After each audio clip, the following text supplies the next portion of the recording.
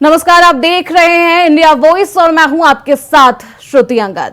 Bulletin की शुरुआत करते हैं इस वक्त की बड़ी खबर के साथ। सपा अध्यक्ष अखिलेश यादव का बड़ा बयान सामने आया है।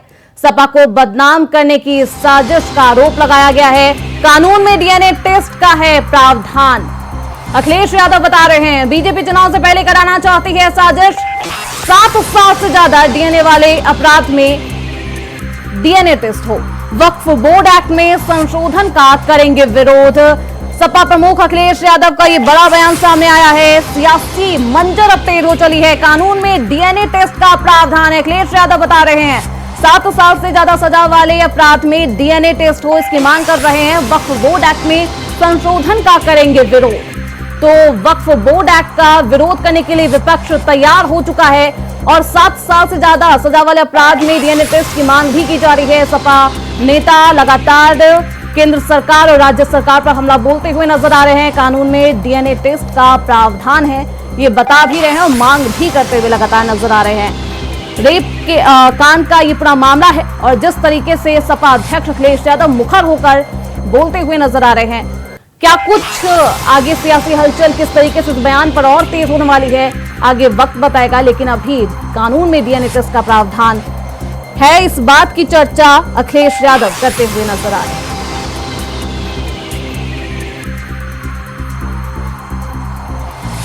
वक्फ बोर्ड एक्ट में संशोधन का विरोध करेगा विपक्ष। जी हां, सदन में विपक्ष की तैयारी लगातार तेज है और विपक्ष घेरने को तैयार हो चला है। सरकार को घेरेगा वक्फ बोर्ड एक्ट को लेकर। भेदभाव कर रहे हैं और ये भेदभाव इसलिए कर रहे हैं कि इनको हर जगह राजनीति दिखाई दे रही है, वोट दिखाई दे रहा है। ये कितना भी कुछ कर लें, अब जनता को इनसे कोई उम्मीद नहीं है और जब उम्मीद खत्म हो जाए किसी पॉलिटिकल पार्टी से तो समझ लेना उनका सफाया होना निश्चित है।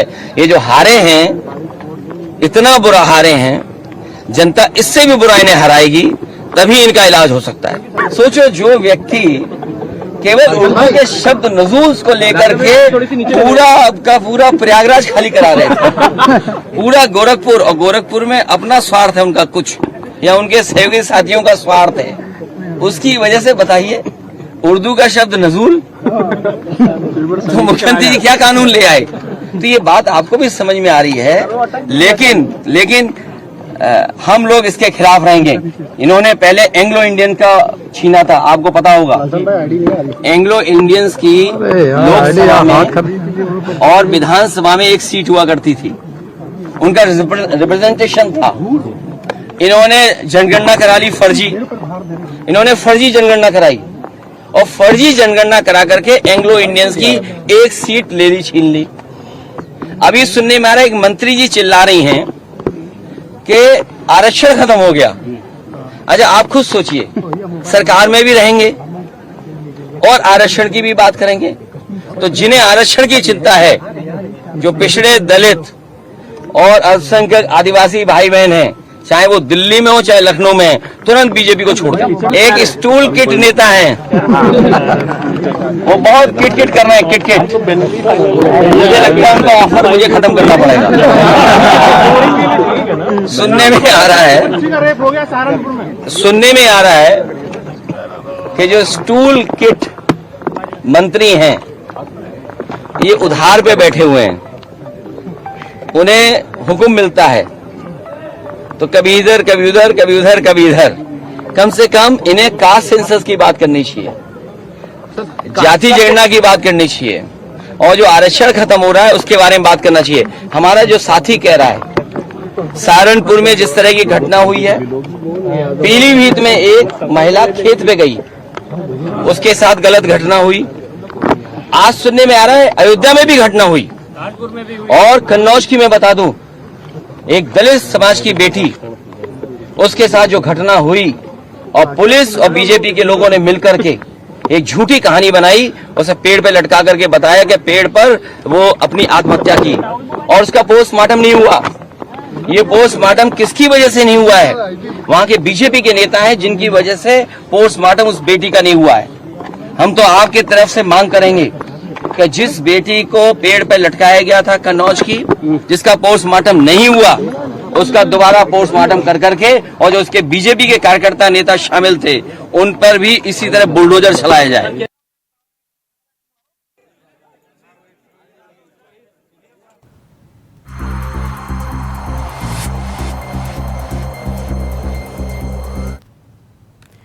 खबर में बढ़ते आगे। आज गोरखपुर के Barhalganj national PG college Barhalganj में पूर्व कैबिनेट मंत्री पंडित हरिशंकर तिवारी का जन्म दिवस मनाया जा रहा है, जिसका आयोजन सपा विधायक माता प्रसाद पांडे के नेतृत्व में किया जा रहा। इस आयोजन में शिरकत करने के लिए पूर्व विधायक चिल्लूपार और समस्त चिल्लूपर की जनता उपस्थित होगी। गोरखपुर में पंडित हरिशंकर तिवारी का जन्मदिन की जो तस्वीर है आप देख रहे हैं, किस तरीके से भव्य कार्यक्रम का आयोजन किया गया है। सपा विधायक ने इस कार्यक्रम का आयोजन किया है। माता प्रसाद पांडे के नेतृत्व में कार्यक्रम का ये पूरा आयोजन सपा प्रमुख और नेता प्रतिपक्ष माता प्रसाद पांडे करते हुए दोनों ही मिलकर ये कार्यक्रम का आयोजन किया गया है। आयोजन में सपा के कई बड़े और दिग्गज नेता शामिल हो सकते हैं। सपा की जनता भी, सपा के कार्यकर्ता, जनता, नेता भी शामिल होंगे, लेकिन जन्म दिवस कार्यक्रम का ये भव्य आयोजन सपा के द्वारा।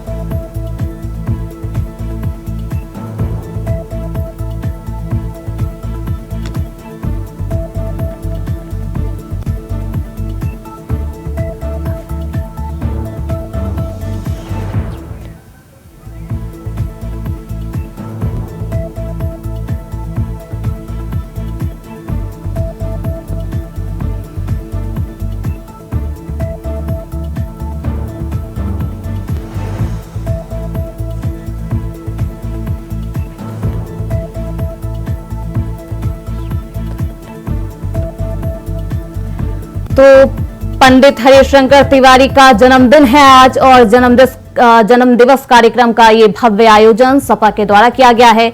आयोजन में सपा के कई दिग्गज नेता शामिल होंगे और माता प्रसाद पांडे के नेतृत्व में कार्यक्रम का ये पूरा आयोजन किया गया है और कई नेता इस कार्यक्रम में शामिल भी होंगे। लगातार आप देख रहे हैं जो भव्य तस्वीरें हैं, लोग माल्यार्पण भी करते हुए नजर आ रहे हैं मूर्ति पर। और इस खबर पर ज्यादा जानकारी के साथ हमारे सहयोगी अवनीश मणि त्रिपाठी जुड़ चुके हैं। अवनीश, क्या कुछ और भी माहौल है जन्म दिवस कार्यक्रम को लेकर? क्या कुछ माहौल अभी क्या कितने लोग आ चुके हैं? क्या कुछ तैयारियां की जा रही है?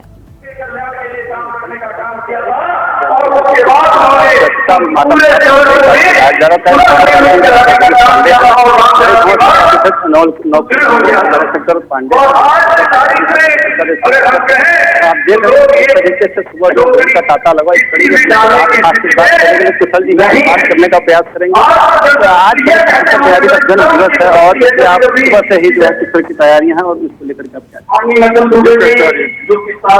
परिवार के लोग हैं रखी जा रही है, मूर्ति की जो रखी जा रही थी उसको तोड़ दिया गया था। इसको लेकर के आप क्या कहेंगे? मूर्ति का आवरण करने वाले थे, मूर्ति रखने के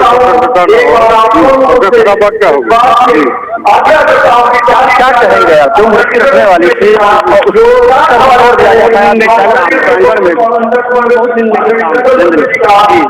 बात करने का प्रयास करूंगा। तो शिवा साथी है, इनसे भी मैं बात करूंगा। क्या कहेंगे मूर्ति रखने वाली ये कार्य हुआ है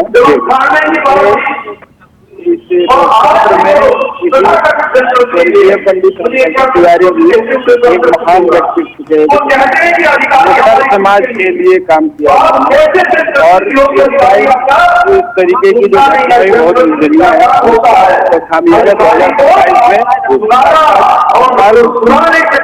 मूर्ति लगने वाली थी। क्या फिर हम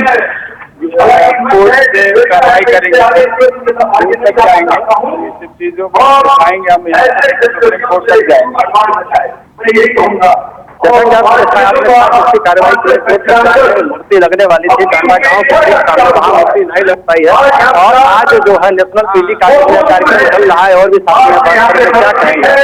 मूर्ति लगने वाली थी, मूर्ति नहीं लगी टांडा गाँव में, लेकिन आज नेशनल पीजी कार्यक्रम चल रहा है, इसको आप क्या देखिए? मूर्ति तो चाहिए थी और या तो नहीं लग रहा तो किसी का भी ना लगे, विशेष जाति विशेष करके जो हो सबके लिए हो। इस बार आगामी चुनाव में ब्राह्मण समाज के लोग कहाँ जाए, समाज के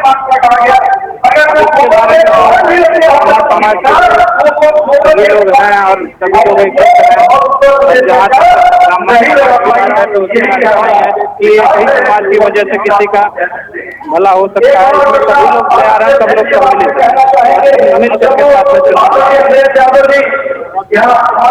जैसा कि आपने कहा रहने वाली तोड़ दी गई, सभी लोग हैं बात करने का होगा कि ये आगे तो अवनीश आपके पास आएंगे, लौटेंगे। जो आपने तस्वीर दिखाई है किस तरीके से नाराजगी भी लोगों की बनी हुई है मूर्ति को लेकर, लेकिन जिस तरीके से कार्यक्रम का आयोजन किया गया है सपा विधायक के द्वारा, सपा नेताओं के द्वारा, वो अपने आप में सराहनीय है। और आप देख सकते हैं तस्वीरों में किस तरीके से ज्योत प्रज्वलित की जा रही है सपा नेताओं के द्वारा।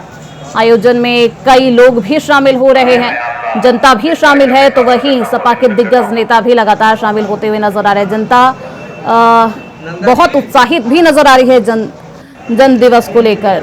और सपा विधायक माता प्रसाद पांडे के द्वारा ये आयोजन किया गया है जिसमें कई दिग्गज नेता शामिल होंगे, लेकिन हरिशंकर तिवारी का नाम ब्राह्मण समुदाय में भी काफी प्रचलित है। पूर्वांचल के रॉबिन हुड कहा जाता है इनको, और अपने आप में इनका नाम सियासत में काफी बड़े पैमाने पर लिया जाता है।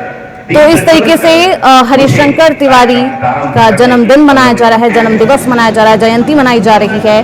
पूर्व कैबिनेट मंत्री हरिशंकर तिवारी की आज 90वीं जयंती है। एक बार फिर हरिशंकर तिवारी का परिवार भी सुर्खियों में है और हरिशंकर तिवारी को याद किया जा रहा है। और जिस तरीके से उनके पैतृक गांव चिल्लूपुर में आज दिग्गज नेताओं का जमावड़ा लगा है, जनता भी उत्साहित है, उन्हें याद किया जा रहा है उनके कामों के लिए। और माता प्रसाद पांडे के द्वारा ये इस जयंती की जो आयोजन है, इस कार्यक्रम का आयोजन किया गया है। कई दिग्गज नेता इस आयोजन में शामिल होंगे। आपको बता दें पूर्वांचल के ब्राह्मणों में हरिशंकर तिवारी का एक बड़ा नाम है। कहा जाता यह भी है कि यूपी में माफियागिरी की शुरुआत हरिशंकर तिवारी के हाथों हुई थी। उनका रसूख का अंदाजा आप इस बात से भी लगा सकते हैं कि माफिया ने उनसे भिड़ने की जरूरत कभी नहीं की। अपने आप में एक बड़ा नाम हरिशंकर तिवारी, और आज उनका जन्म दिवस जयंती इस तरीके से मनाया जा रहा है। सीधे रुख करते हैं अवनीश जी की तरफ और जानने की कोशिश करेंगे कि किस तरीके से उनकी जयंती पर, हरिशंकर तिवारी की जयंती पर उनको याद किया जा रहा है। अवनीश जी किस तरीके से उन्हें याद किया जा रहा है? उनकी जयंती है आज और किस तरीके से जनता उन्हें याद कर रही है, ये बेहद अहम मुद्दा है क्योंकि जनता के दिलों में उनका एक अलग नाम है, एक अलग सी भावना है उनके लिए। तो कैसे याद किया जा रहा है उन्हें? जी, ब्राह्मण ही नहीं, लगभग हर वर्ग के, चाहे वो हिंदू हो, मुस्लिम हो, सिख हो, ईसाई हो, हर वर्ग के जो लोग हैं हरिशंकर तिवारी के मूर्ति के स्थापना दिवस पे और उनके जन्म दिवस के अवसर पे हम मौजूद हैं। और सभी लोगों के जो है सुबह से ही भीड़ का तांता लगा हुआ है। मुस्लिम की बात करें या हिंदू की बात करें, हर वर्ग के लोग हैं। कुछ लोग हैं, मैं बात करने का प्रयास करूंगा जैसे इसको लेकर। ये बात करिए, लोगों की भावना भी जानिए। क्या मुख्य जो हरिशंकर तिवारी की मूर्ति का क्या किस तरीके की तैयारियां, क्या होता है, क्या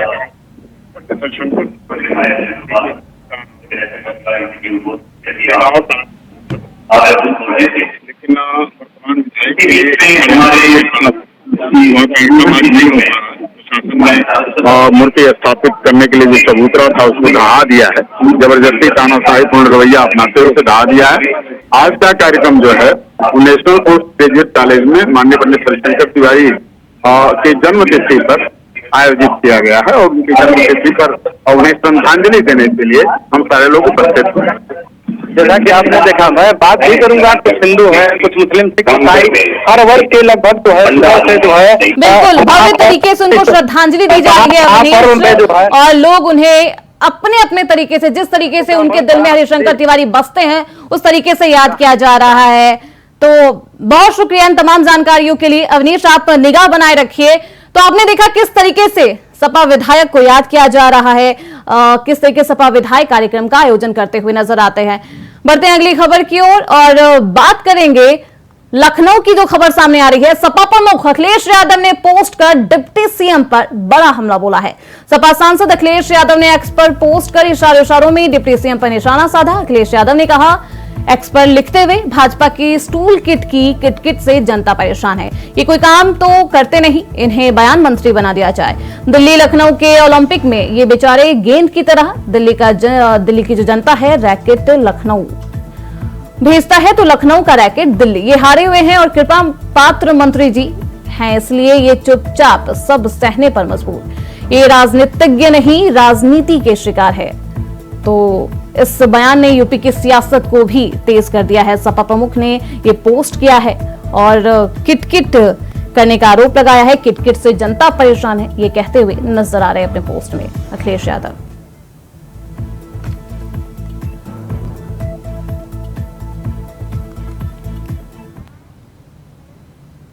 खबरें बढ़ते आगे। सावन के तीसरे सोमवार को बाबा विश्वनाथ के दर्शन को आने वाले भक्तों पर मंडलायुक्त कौशल राज शर्मा, मंदिर न्यास के मुख्य कार्यपालक अधिकारी विश्वभूषण मिश्र, डीसीपी काशी जोन गौरव बंशवाल एवं अन्य अधिकारियों द्वारा पुष्प वर्षा कर उनका स्वागत किया गया। सावन माह के तीसरे सोमवार को काशी विश्वनाथ मंदिर में सुबह से ही भक्तों का तांता लगा है। काशी विश्वनाथ मंदिर में बाबा के दर्शन पूजन के लिए भक्तों की लाइन रात्रि से ही लगनी शुरू हो गई है। सुबह में मंगला आरती के बाद मंदिर का कपाट खुलते ही दर्शन शुरू हो गया। दर्शनार्थियों के लिए मंदिर प्रशासन की ओर से उच्चतम व्यवस्था की गई है। जिला प्रशासन के अधिकारी लोग लगातार गश्त लगाते हुए नजर भी आ रहे हैं। व्यवस्था को सुचारू रूप से चलाया जा रहा है।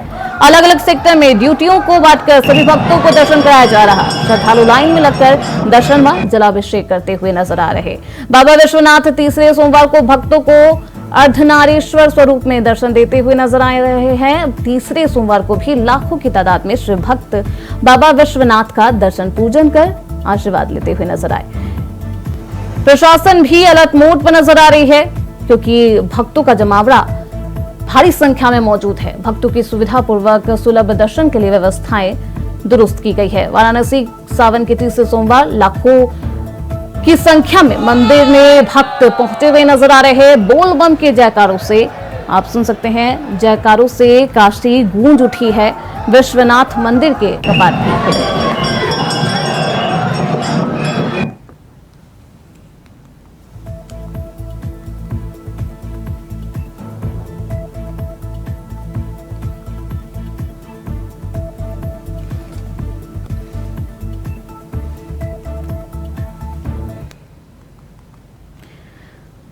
बढ़ते अगली खबर की ओर। श्रावण मास के तीसरे सोमवार में शहर के सभी शिव मंदिरों में सुबह से ही हर हर महादेव के जयकारों के बीच पूजा अर्चना और जलाभिषेक करने श्रद्धालु पहुंचे हुए नजर आ रहे हैं। जहां शिव मंदिरों में भगवान भोले के जाप के साथ हर हर महादेव के नारे गूंज रहे।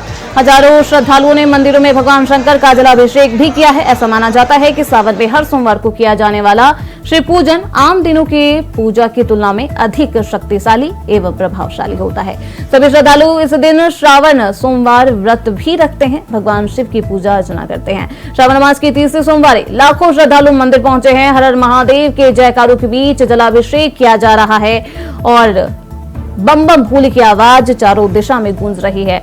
तस्वीरें आप देख सकते हैं किस तरीके से श्रद्धालु भगवान शिव को मनाने की कोशिश कर रहे हैं।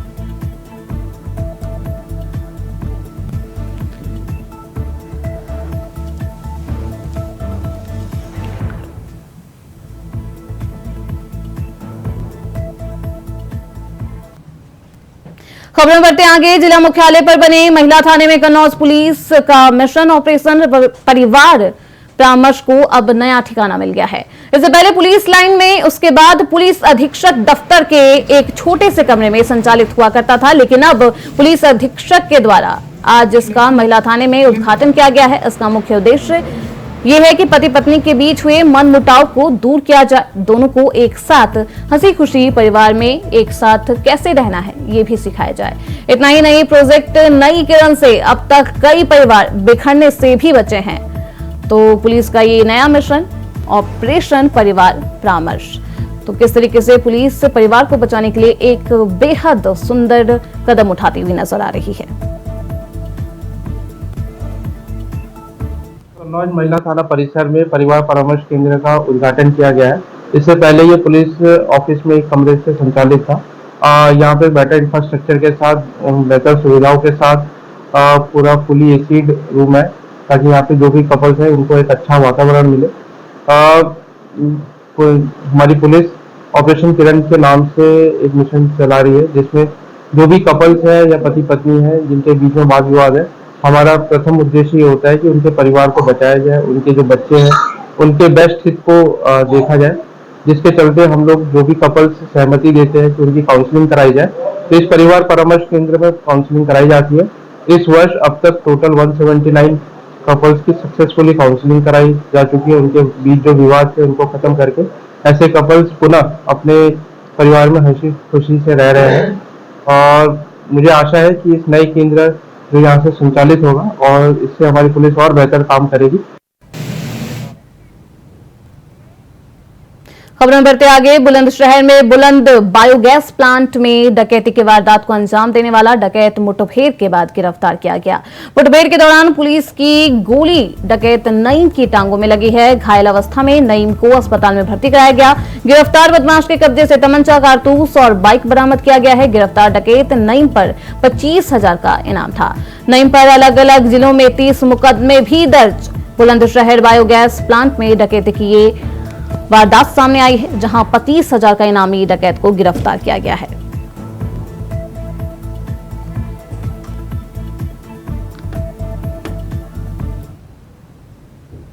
इस बुलेटिन में बस इतना ही। देखते रहे इंडिया वॉइस।